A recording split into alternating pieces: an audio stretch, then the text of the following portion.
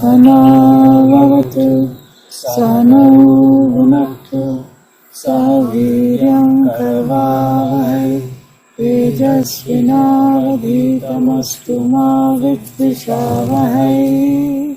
Om Shanti Shanti Shanti. Hari Om. Shri Guru Namaha. Hari Om. Om Shri Ganeshaya Namaha. Om Shri Saraswatyai Namaha. Om Shri Gurubhyo Namaha. Om Samasta Jana Kalyani Niratam Karunamayam Namami Chinmayam Devam Sadgurum Brahma Vidvaram Sadgurum Brahma Vidvaram. Hari Om, Jai Ma. So, in 28th Sayam Saptaha at Bhimpura, we will study, or try to study, the Upanishad called Kaivalya Upanishad. And before entering to Upanishad, of course we need the introduction. For example, any high altitude place we go, we need a ramp, we need a stairs, we need a lift or anything of such, so that we can reach gradually to that particular altitude. So same here as well. And in that line, I would like to pose a statement in the beginning, that why Upanishad, or why thinking, why we need to think about the self.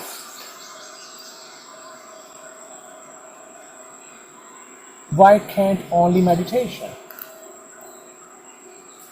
Just meditate on the nature of self and it should be it. Right? And there are very many the techniques of meditation which lead towards the highest type of meditation. What I mean to say, the two different set of meditation. Set one, which gives us the means or the practice of calming the mind. Okay. That reducing the thoughts and relaxing the mind and body as well. And another is there where some techniques are also there, some practices are there where the objective is not to calm the mind but to just observe oneself, be one with the self, and all sort of this particular type of practices. So why can't we just meditate and be one with the self? Okay. So that's the question.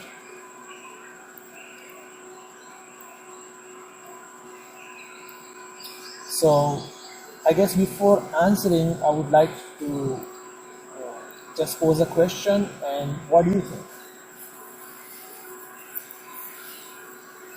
Because we'll have questions, even if we meditate, we will still, the mind will bring questions. Why, how, what? Okay. That's also one. So we have the question, even though we meditate, still there is a unanswered area. That's one. Anything else you have in your mind? We need to get to know some our experience. We need to understand the experience. We need to understand what our experience is. Okay.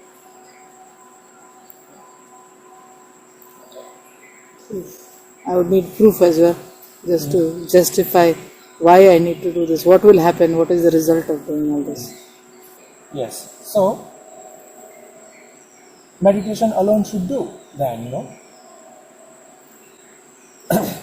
See, what happens that when there is an area which is meditated upon, unknown, the area is unknown, we feel like being lost without direction. Okay. And even during marching on or before embarking on the unknown area, we have a lot of questions as well. So these are the reasons. And even if we ignore these questions and we just think that no, things will happen, and our own true nature will reveal itself to us, thinking that we try to follow, mostly, if we are lucky enough, naturally we quieten our mind, and after that, in most cases, we land in the zone of limbo, nothingness. There was nothing, and sometimes I was also lost into it, like that. Okay. Means what objective was is not gained. That's why initially I told that there are two different levels. Level 1 is the quietening of mind. That can be achieved, and we can observe also, experience also. But the second area, a second objective of the meditation, where the mind or the meditator need to embark into area of unknown. Okay. Even though one has some detail, some data about the self, that also one feels that I am just going into unknown zone. Okay. And the state of limbo comes. The mind, the level of awareness, the self-awareness falls short. So I'm just giving different the shortcomings of the meditator. Okay. And as a result, what happens that one is not able to lift oneself to the self-awareness. Okay. And that's why meditating on the nature of pure self in our culture, in that Vedic culture, is always prescribed after successful completion of certain process. Or I would just add it, that exclusive pursuit of pure self through meditation is always prescribed after completion, successful completion of certain steps, certain process, certain stage. Then the pursuit of meditation would definitely lead towards the success, which is nothing but the revealing the pure self. Okay. And those various steps one need to know, understand it well, and then faithfully follow it. Isn't it? So that's where the importance of Vedas or Vedic cultures, or the message or the Upadesha, the teaching of our great rishis, comes into play. It's very, very vital important.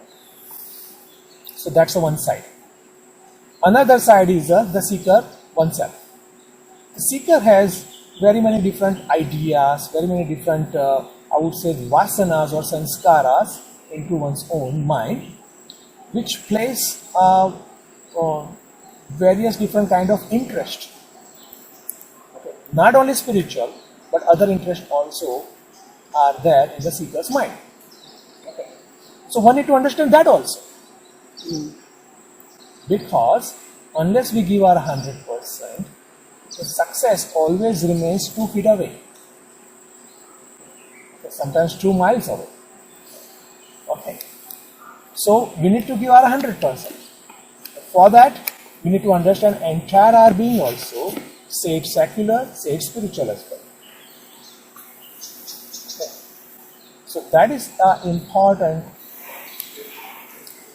revelation one should have, that okay, I need to understand all aspects of my life.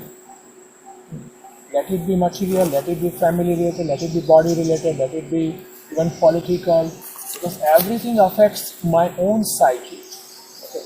And I need to just accumulate all the psychic energy or withdraw that my mind from them and eventually apply into the pursuit of the self-knowledge. That is necessary, that is a must. That's also is been told by great masters as well. How to do that? For that, all-round understanding is a must, is a necessary.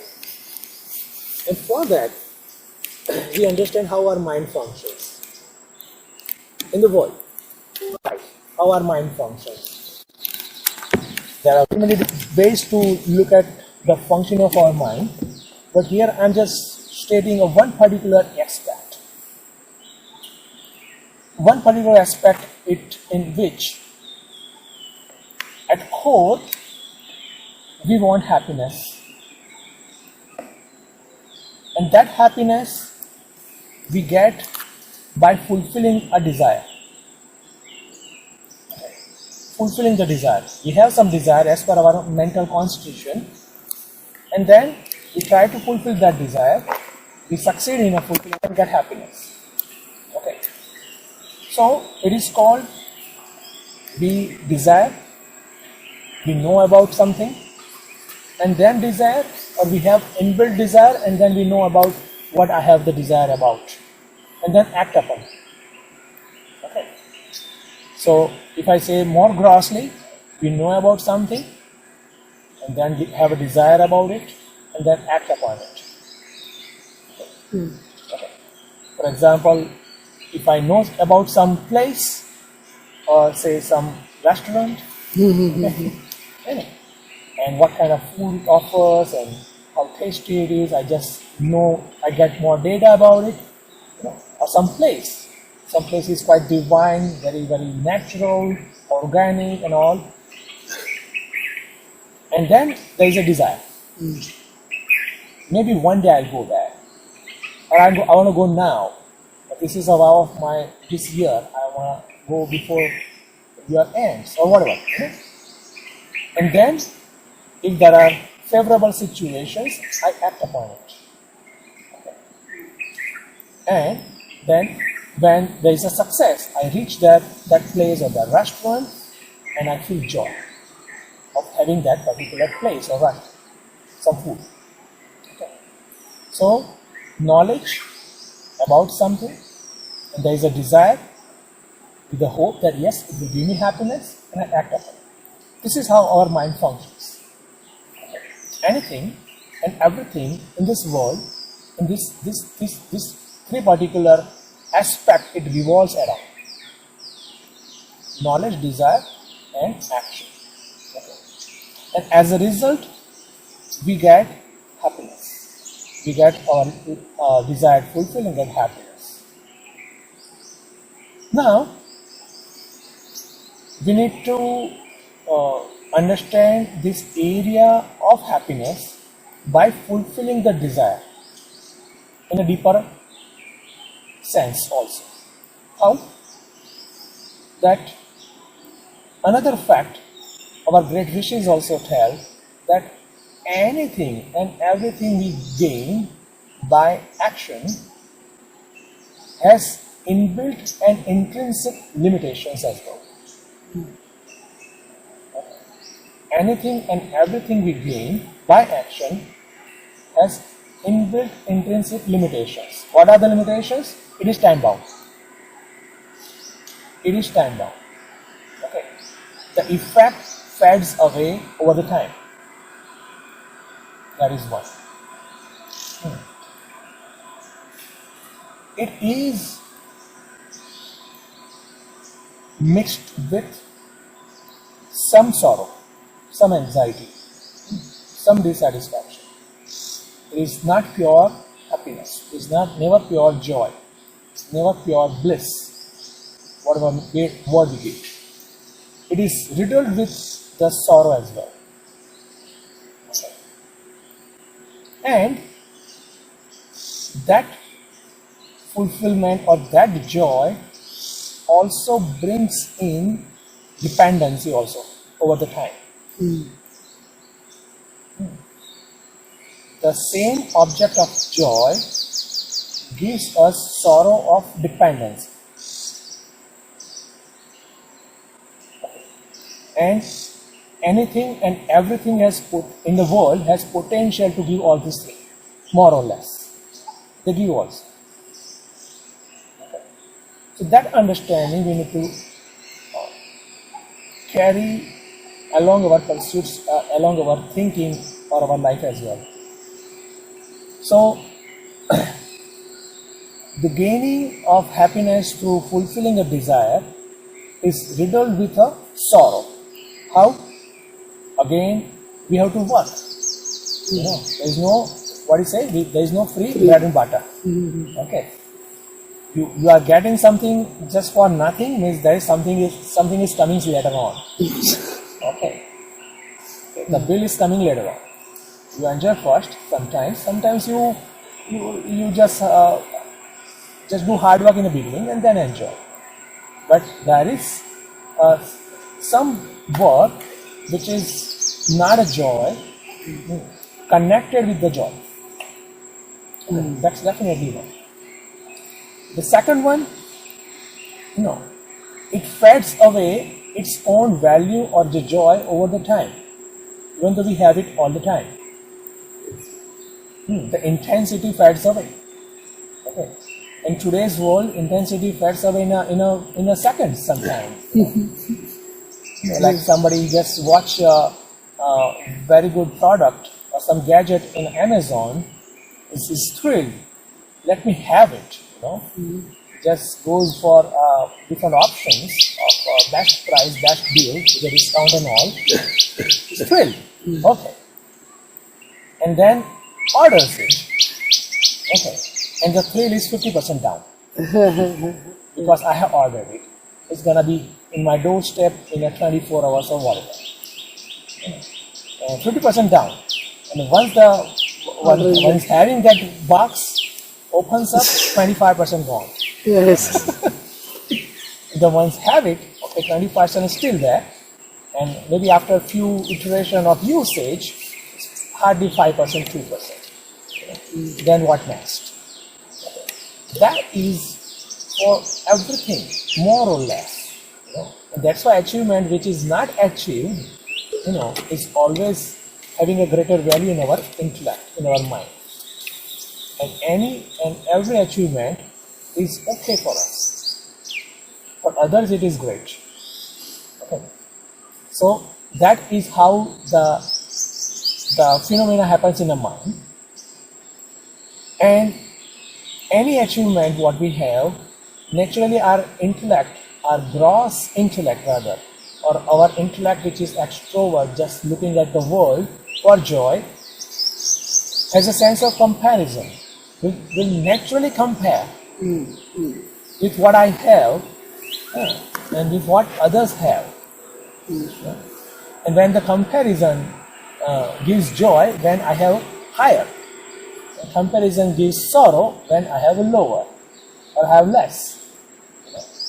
So that's also another trap. And everybody falls into it without exception. For those who live the life in the external world.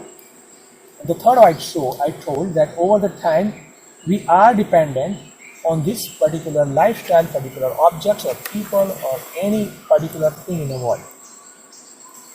Okay. We are dependent. So earlier it was a choice, now it is a need. Okay. Then I must have it.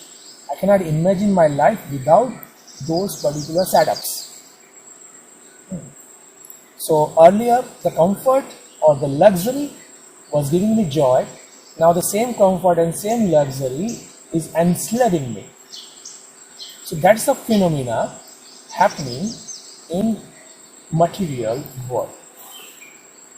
So we need to understand that also. Quite nicely we need to understand that whatever setup I am having, I am dependent on them to a good extent. Okay.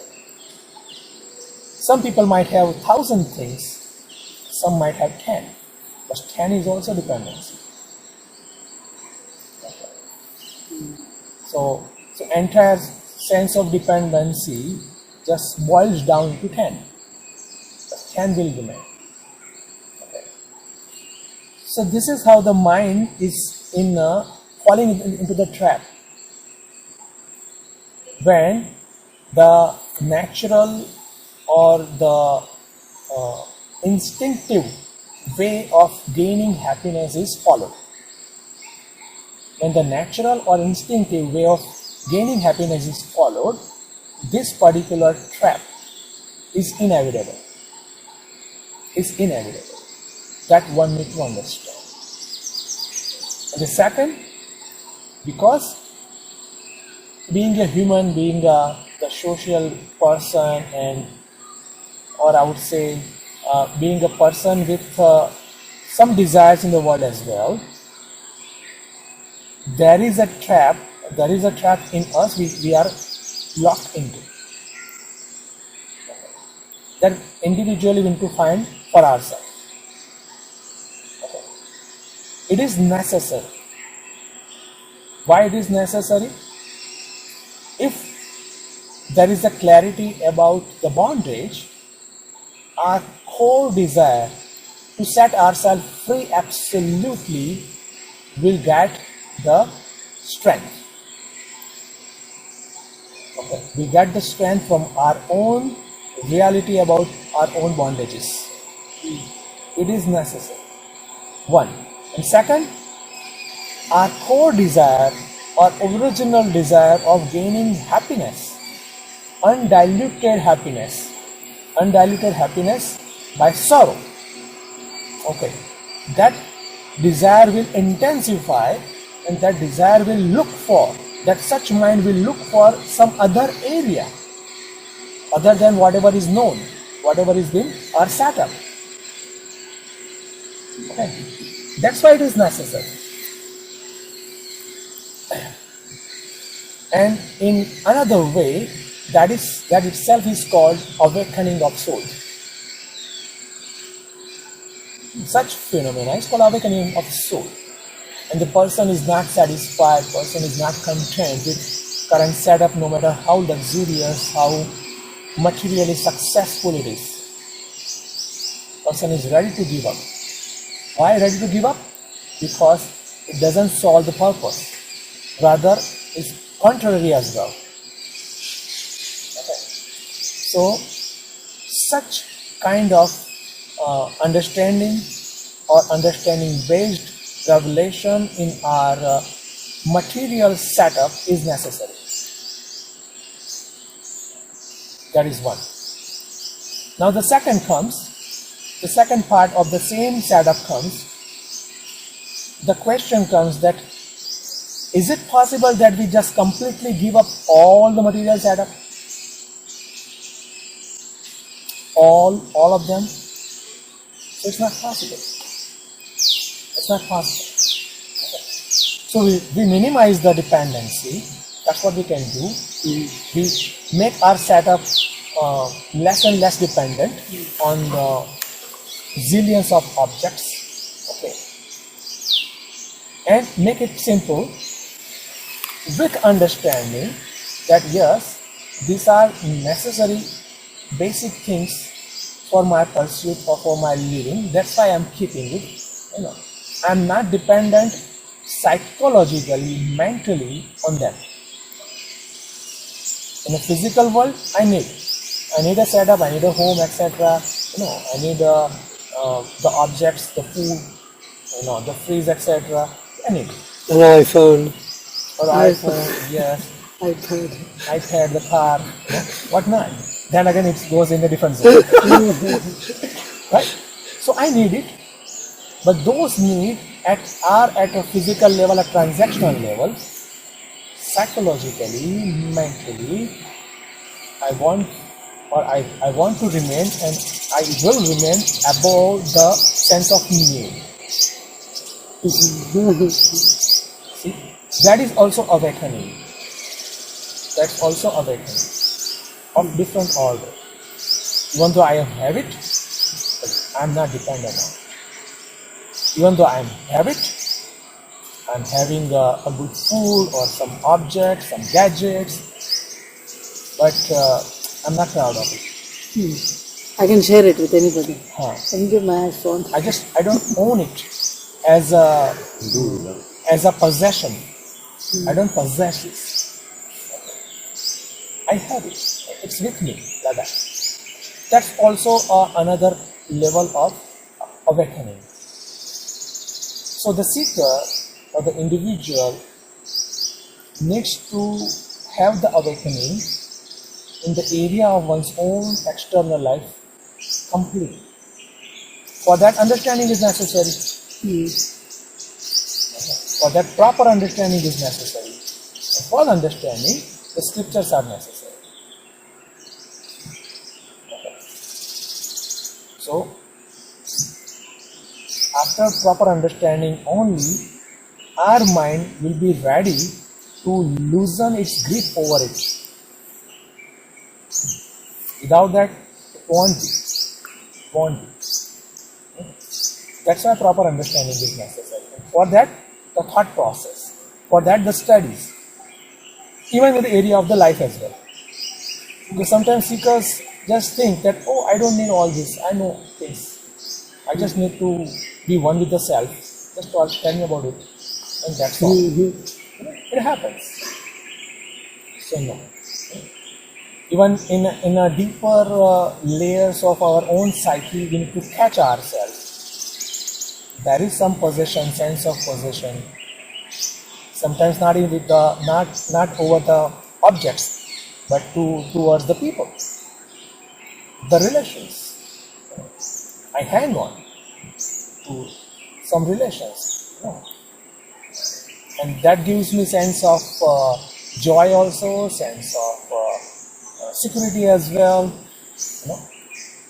The same object or the same person gives the sorrow and fear also, fear of loneliness. So all these things also one need to understand more in depth, and work on our own with the wrong understanding as well. So other way around, if I just tell, our evolution is riding from one understanding or one conditioning to the higher conditioning, the higher understanding. Now sitting on this higher understanding, again observe the world, observe one's own life or own mind with the help of the scriptures, with the help of the great masters' teaching. But still there is some darker areas which are not in my vision so far. I just look for, find about it, and again develop the understanding or awareness about the even higher understanding or higher conditioning, and I just go about further higher areas. That is necessary. That is very much necessary. And for that, thought process is necessary. Only meditation, will give us the help based on our own level of being. Whatever being we have, from there on, it may give or it will give some benefit. But what is the importance of thinking? What is the importance of our understanding? It gives us light of knowledge in our own mind, darker areas of our own mind, that what is happening over there. Is it love or possession? Is it love or attachment? So all these subtle differences we are able to identify. Once we identify, then only we will work against them. Otherwise, we'll embrace it tightly.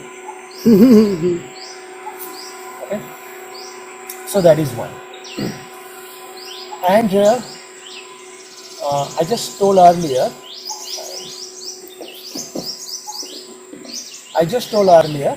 that action brings the result, and that way we fulfill our desires. So based on the desired result, we do action. Okay. We act based on desired results. Okay. And this is how the reverse engineering we do. Okay. And what action gives, what proper, systematic, methodical action as per our level of knowledge gives us the better lifestyle. Better lifestyle in terms of the higher joys, in terms of the pleasures of the sense pleasures, okay, the luxury we say, or it gives that higher or the better surroundings. We say, this place is very, very muddy and no, not great. Let's go somewhere else. So surrounding, that many people just go to the foreign lands, US, UK. Why? Because better surrounding. Clean I can enjoy surrounding. it better. The clean and all. Nobody cares about what I do. I can do what I want, etc., etc. Be a lot of social pressure. So even though I have a lot of money, I want the better surrounding as well. Okay. And third kind of result from the action is the better equipment. Better equipment in terms of the car or some gadget, but rather the better equipment in terms of stronger senses. Stronger senses, our senses, say eyes and ears and all. Okay. For that also, of course, the material world has its own offering in terms of, say, eyeglasses or some operation, etc. Okay. Vedas has its own offering. That there are quite different rituals, different practices which give us the better or stronger senses. Because if we have a lot of money, it's good surrounding also, but if we cannot enjoy, there is no point, there is no meaning of it. Okay. So combination of all three are necessary. So the Vedas also offer that, use that also. Some practices, some kind of mantra, some kind of sadhana, some kind of actions which lead us for the higher or the stronger senses, so that we can enjoy more. Or enjoy longer. So all these possibilities are there for what? For higher joy, greater joys. Vedas even that much offer that you perform certain actions so that you get better equipments, means the better senses and body, etc., better joys, objects of joys, and better surroundings, even next life. Even next life also you would get. Okay. The Vedas offer that also. It's called like a Purva. Veda Purva Bhava. Okay. So all these are being offered by the Vedas also. But for the seeker who knows the limitation of the joy one gets, will slowly but surely rise above these particular pursuits, these particular demands, and one will try to just look for the very undiluted, pure joy, pure happiness. For such seeker, for such brave individuals, because one need to shun away all these pursuits, or at least I would say disregard them, in order to pursue for the higher one. For such brave individuals, the Veda offers the entire thought process, entire teaching of self-knowledge through Upanishad. Through Upanishad. Seekers might have the desires in both areas, the areas of the world also, areas of the spirituality as well. But more one is risen above the area of world pursuits, more one is eligible for self-knowledge. So I just give an example. In a Ramayana it says that who is eligible for Ramakatha? Who is eligible for Ramakatha? Then the answer is that those whose heart there is a love for Rama is eligible for Ramakatha. When the love for Lord Rama comes, when the love for the world and people is just gone away, is dried away, then only love for Rama comes. So great love for the Rama, one who has, is eligible for Ramakatha. That way it's been said. So here are the same thing, the objective is the same, joy or the bliss, okay, or the absolute freedom. The objective is the same across all people, all individuals, but those who has risen above all these limitations by seeing the limitation of the material world, and now they want untainted, particular untainted joy, which doesn't, which is not in the external world. That is clear. Those are eligible for self-knowledge. Other way around. Now I'll just say other way around, different way. Those whose mind is pure, those whose heart is pure, those who has cleansed their mind, all the negativity is cleansed up, are eligible for the self-knowledge. Both are the same thing. Here there is an awakening of the soul,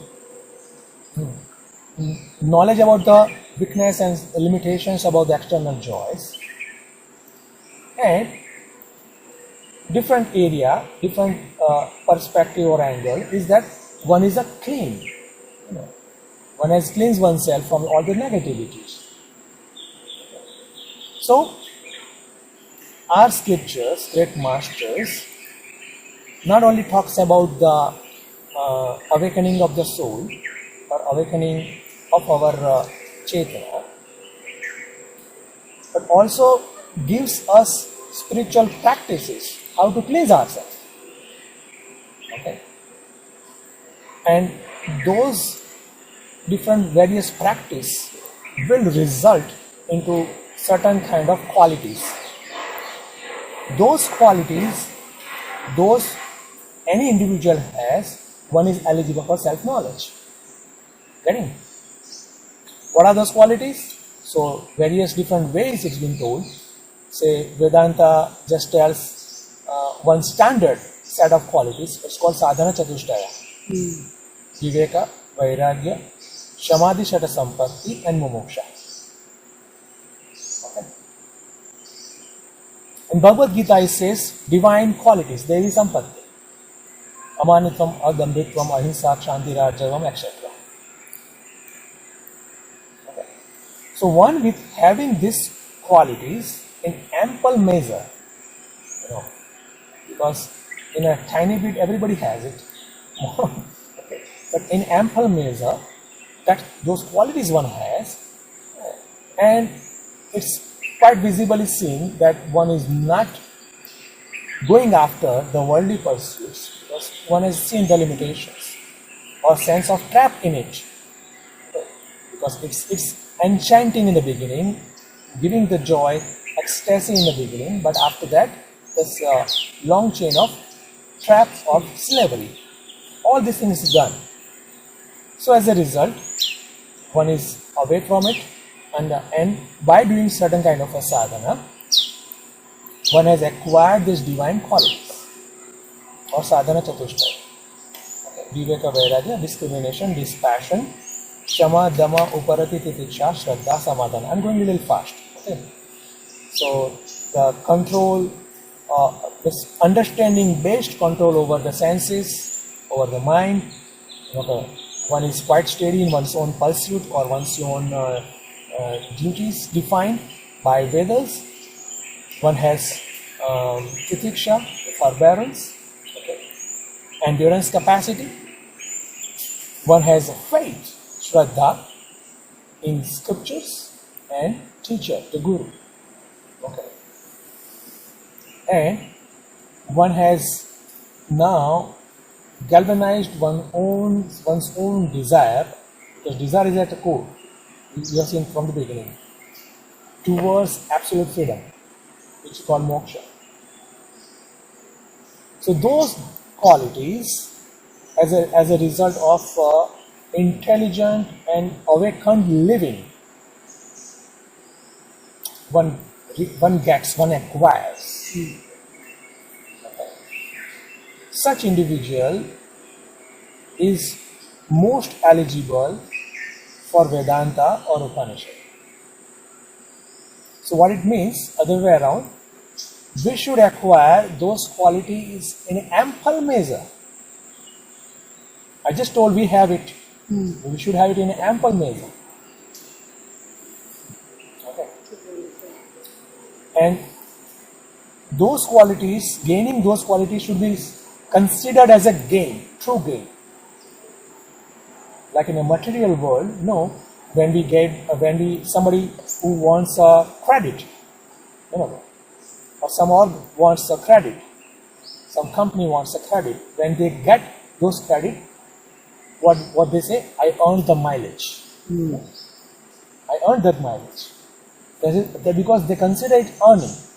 The same way for the seeker, for the spiritual seeker, this particular quality, set of qualities, when one earns, it should be considered as a gain.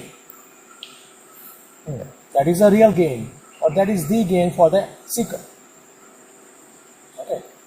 So that also change of perspective, because now the importance, sense of importance is different now altogether.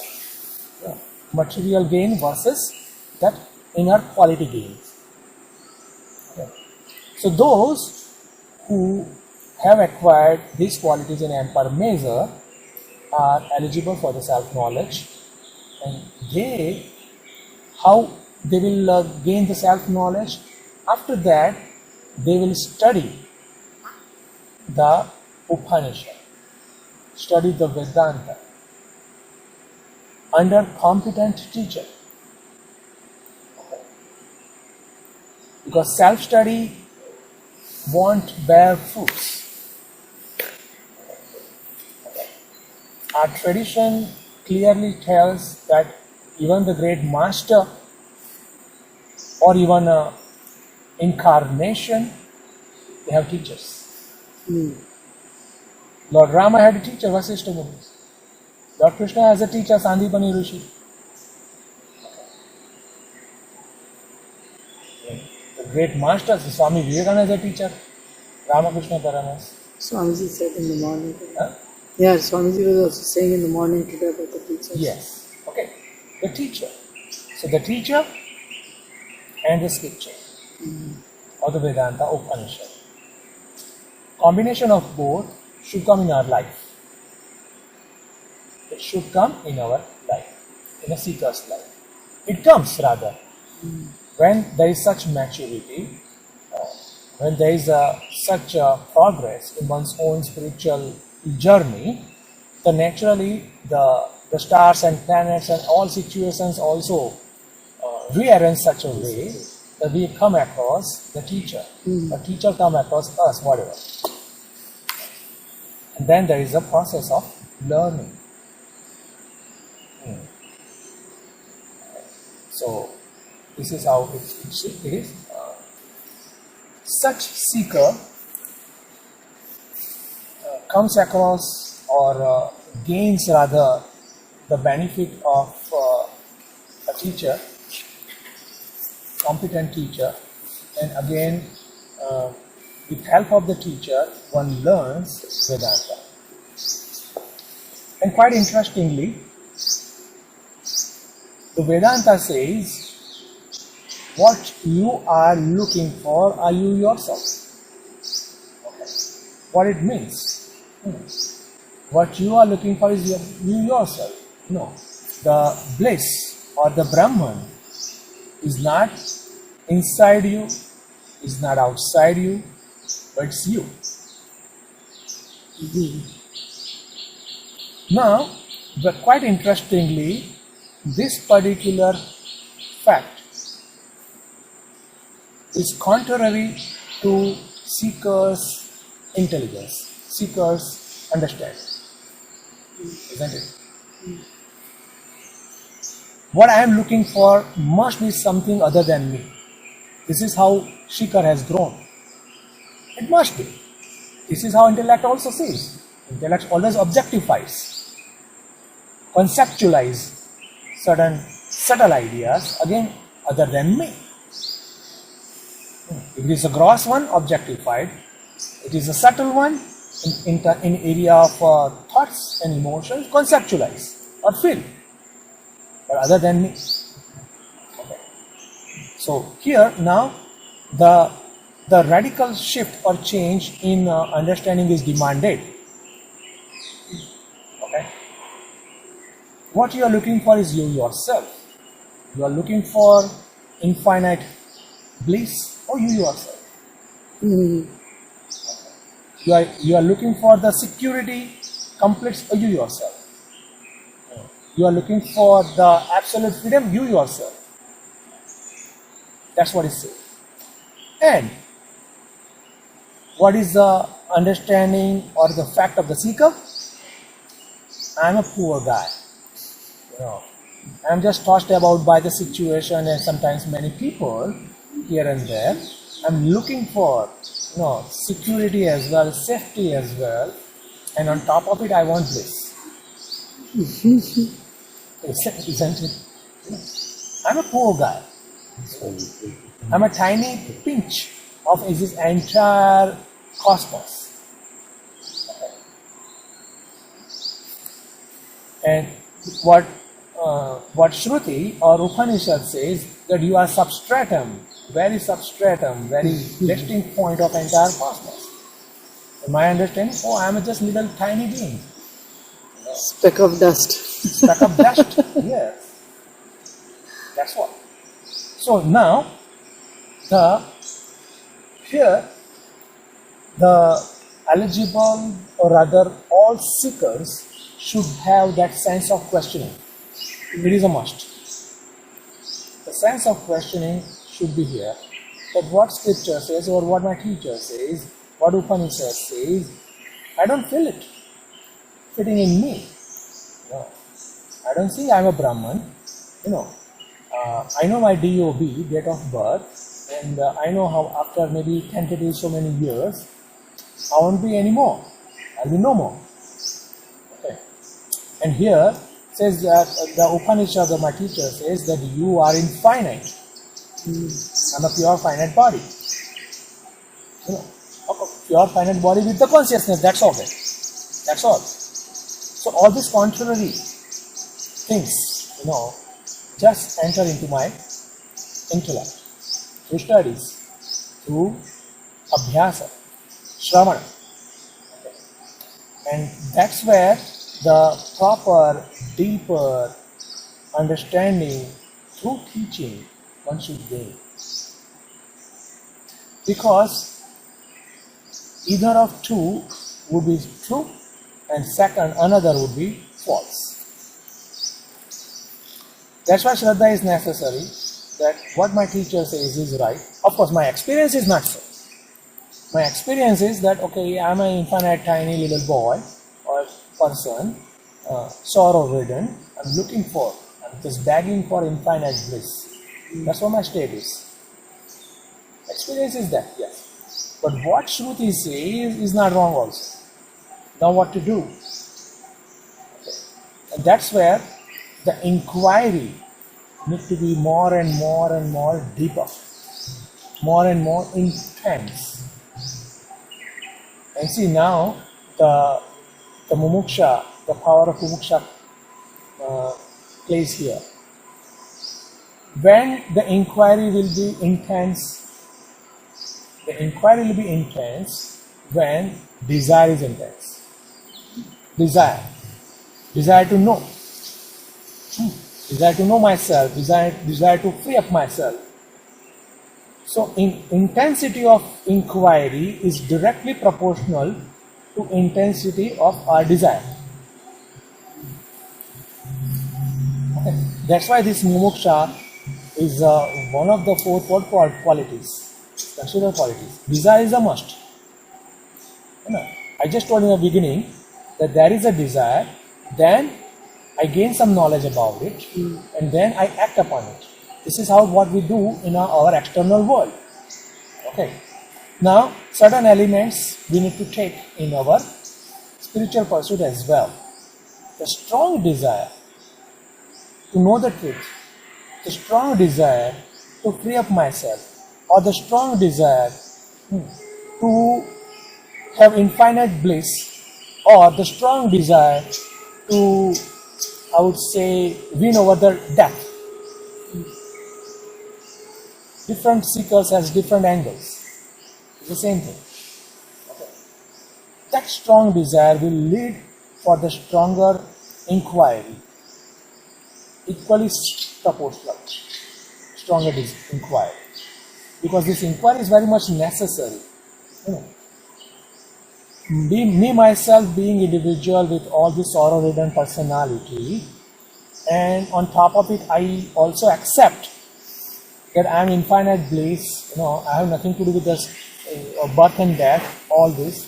Both things sitting in my mind, side by side, even though those are opposite of each other, like a darkness and a light, that doesn't work, doesn't bear a fruit. That doesn't bear a fruit. It might give more frustration. That even though I know, still I am sorrowful. Helpless. I feel helpless more. The spirituality is not working. Sometimes we say that also. So, that particular intensity is necessary. Intensity is coming by our own eligibility. And eligibility comes by our own practice. And practice as a base of understanding and the faith. Everything is interconnected, interrelated. This is how we ride the steps. This is how we just rise in the ladder and reach to a certain point where we have strong intensity of knowing the truth. Who am I? And that's when these contrary facts, one is in the area of experience, another is a revelation from the Upanishad or the teaching of my teacher. Okay. Now, either of one should prevail, other should just shy away. Which one will prevail, which one will shy away, it depends on the seeker. It depends on the seeker. So ideally the seeker who is qualified will do inquiry that how come I am infinite bliss? Which way? How? And then by learning the teachings by the teacher, the guru, one eventually knows that which way I am infinite and which way my another personality is finite. How to see, how to assess. See, I just give another example. The fossils, dinosaur fossils and all, those fossils are, I just heard from one scientist that those fossils are so much intermixed. They are never like a bone like what we have right now, because it's millions of years. One need to develop the sense, and based on that sense, one need to feel it. that sense, through that sense one need to feel when we touch the dinosaur bones or skeleton or eggs, and a normal person touch those bones or the eggs won't be able to identify that egg from the stone. Okay. Like the archaeologists, you mean, when they are doing The this work? archaeologists do that. They have calibrated mind. They have calibrated mind. Based on that, they have sense. How to perceive or how to sense it, isn't it? Based on that only they discover, unearth the ancient sites also, ancient temples, ancient palaces, ancient sites, etc. And when they are finished, when they are done with all this excavation, we have clear-cut images.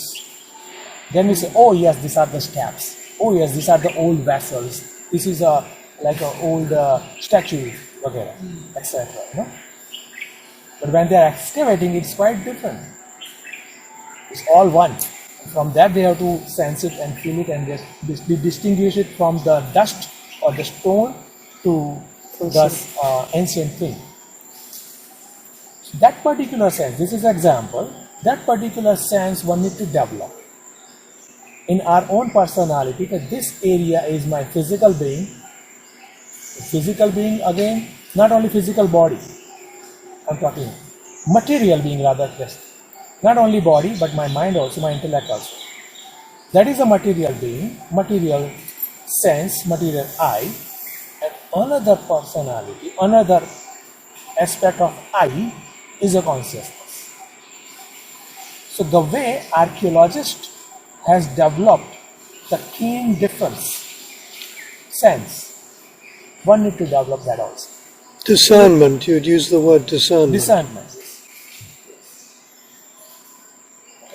It's also like intuition, no? No, Or intuitive? intuition has its own factors. That's different. But, Refinement. sorry? It's refinement. Refinement also we can say refine it, refine intellect so that, or subtle intellect, so that one can distinguish the material self from true self. Okay, so this aspect of me is a true self. That is real me and all. And this self is again part of the world. So that particular subtler or more and more subtler calibration one need to develop. That is study. Not a result of study, that is the study. Because through study, throughout the study process, we calibrate. It goes on. It's a process. That one need to do. And for such objective, the Upanishad is. The Vedanta is. Okay, any question or anything you want to say also? So there are people in our recorded documentation as well. Okay. Even there are people, I would say, in our recorded documentation that those are not studied also, they are not studied also, they don't have a guru also. Bhagwan Ramana Maharshi. I guess now also? Now. So there are. Okay. And there are some, like they are leading very simple life, say for example farmer or housewife and all. They also guide this knowledge. It's also the case. So those are exceptions. Those are the exceptions. Another way to see it is that they did work earlier, in earlier work. Now they are just reaping the fruit. Okay. And if you just want to see, but hearing that they didn't have a teacher or teaching also, and they got the knowledge, maybe me also, because it's learning and also very hard work. So, without that, it's quite easy. So exceptions are exceptions. They are never a rule. The same is the opposite also. There are so many people who know but they don't want to know. They are happy with the way they are living. They don't want to get into all this. And Yes. So exceptions are never the rule. Each rule has exception, isn't it? Each rule has exception. So we should see to the rule. That's why initially I just told that even incarnations also have a teacher. And they underwent the teaching, a learning process. Right?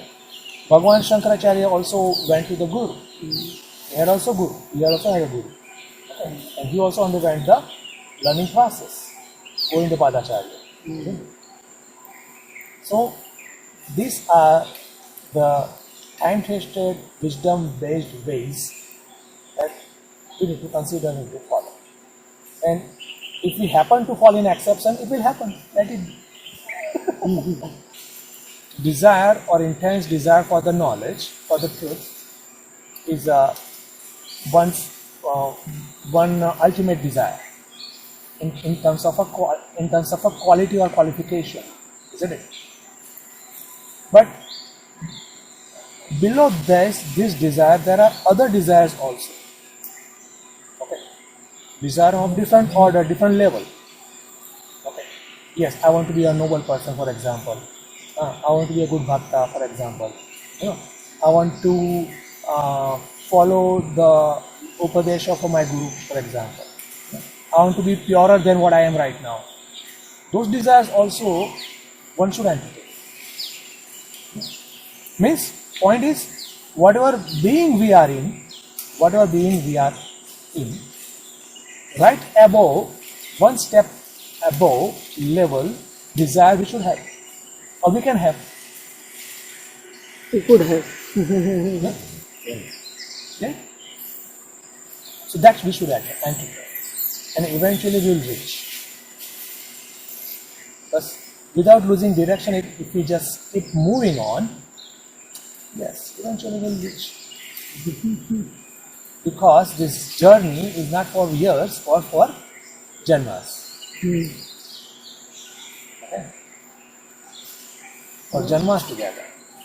So that's why this grand syllabus or grand path we need to keep in our mind. Okay. Yes. Something? You can do Purnamada. Purnamada Purnamidam Purnat Purnamudachyate Purnasya Purnamadaya Purnameva Vasishyate. Om Shanti Shanti Shanti. Hari Om Shri Gurubhyo Namaha. Hari Om. Hari Om. Jai Ram.